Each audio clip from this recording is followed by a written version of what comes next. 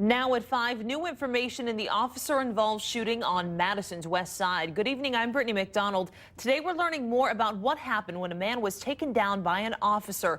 Police say the man was armed with a knife and ignored officers' orders.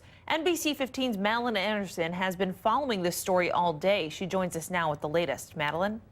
Brittany, this all stemmed from a domestic call. Police say dispatch reported a husband had cut his wife in the stomach with a knife. It happened around 3:30 p.m. Saturday on the 5200 block of Hammersley Road. Police say they learned the husband was outside, suicidal, and armed with a knife. Officers first tried to use a taser on him, but were unsuccessful. Police say he ignored officers' verbal commands and moved toward them. That's when they used deadly force. Madison police is still investigating the incident. Meanwhile, neighbors say they're shocked by what happened on the usually peaceful street. I was a little stunned because I lived here since 1988, and this road is sort of busy, but we generally don't have any real problem. Late at night, people once in a while throw beer cans out here, but outside of that, nothing. No break-ins, no muggings. So I was a little startled by all this, to tell you the truth. Now, police say they later learned the wife had not been harmed. At this point, the name of the man shot and killed is not being released, nor are the names of the officers involved in the shooting.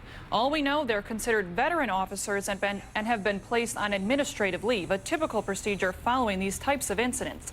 They also were not harmed. Now, the Dane County Sheriff's Office is observing the investigation, and Dane County District Attorney Ishmael Ozan has been to the scene.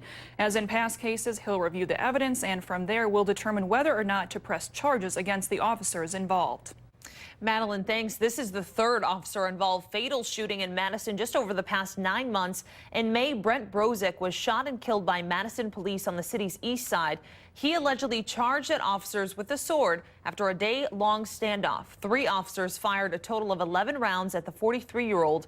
Dane County District Attorney Ishmael Ozan said squad car video shows Brozek raising a sword toward the officers before he was killed May 17th outside of his condo. Brozek had a history of mental illness. In June, the 3 officers involved were cleared by a prosecutor.